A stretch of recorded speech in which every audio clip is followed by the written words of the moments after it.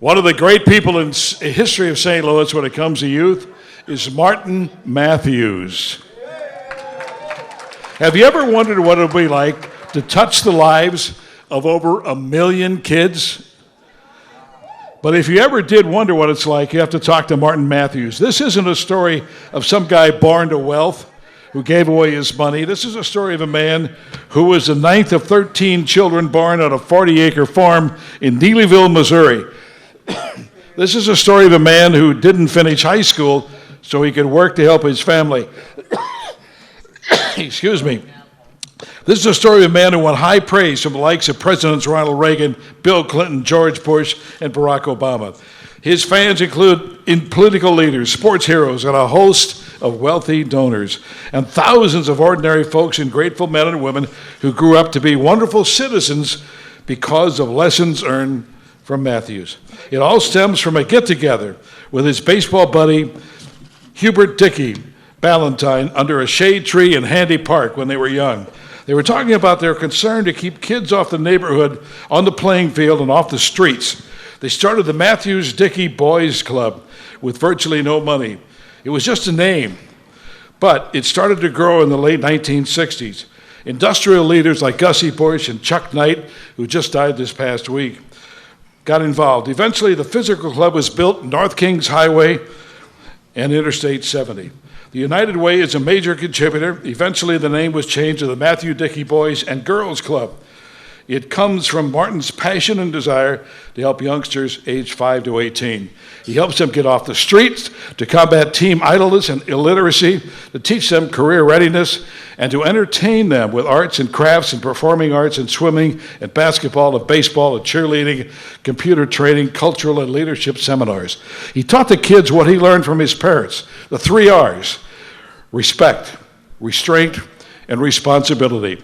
It's hard to imagine St. Louis without the Mathews Dickey Boys and Girls Club and without Martin Mathews. We're honored tonight to induct this 92-year-old hero into the St. Louis Sports Hall of Fame, Martin Mathews.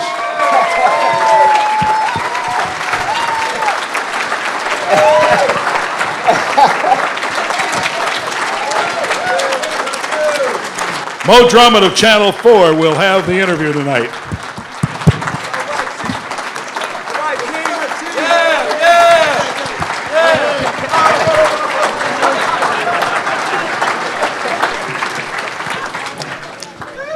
92 years young. Mr. Mathews, you have to take us back to the shade tree. You and Mr. Dickey, you thought of ways to help out kids. Take us back to that day. What y'all have in mind? Well, we was going to rest. That's what we had in mind. I was tired. He was tired. We rested, but we got to talking under that tree. And we found that all the kids, especially African Americans, were having problems because they had nothing to do with their life. So we come up with a great idea. Why can't we have a boys' club like they have in South St. Louis? And we thought it was a good idea, but it was bad because it put us under a lot of pressure. We had to develop all that. We started with 5 teams. In 5 years, we had 75. And we had no money, no place to play, so we had to work hard to be able to do that. So you talk about trials and tribulations, that's what we went through. Tell us about, because first of all, we think about Mathews Dickey Boys and Girls Club with all the sports, but you've always talked about being an educator. And you were one of 13 kids, and you've talked about how your parents read to you. They would read to you the Bible and the United States Constitution. So if you can talk about what education has meant in your life and what it's meant to bring into the lives of young people. Well, I found that out because what my parents would always do, we'd have a class every week on education, and then we had the preamble Constitution because, see, this country was built on that, the Bible and the Constitution. If you pick those 2 things, you can't fail. So that's what we put in Mathews Dickey, the Bible and the Constitution. And what we said, if you do unto others, have others do unto you, that you can progress. And looked at the Constitution, it never said I, you, or they, it said we. That we the people is the greatest thing in the world.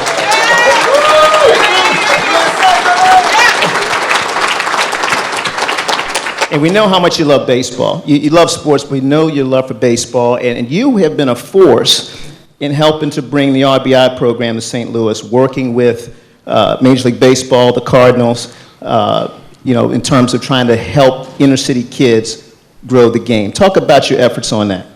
Well, what you find out, sports is something that gets the attention of the kids. You get the attention of the kids, and you can put other things in their life. And what we did was we used sports.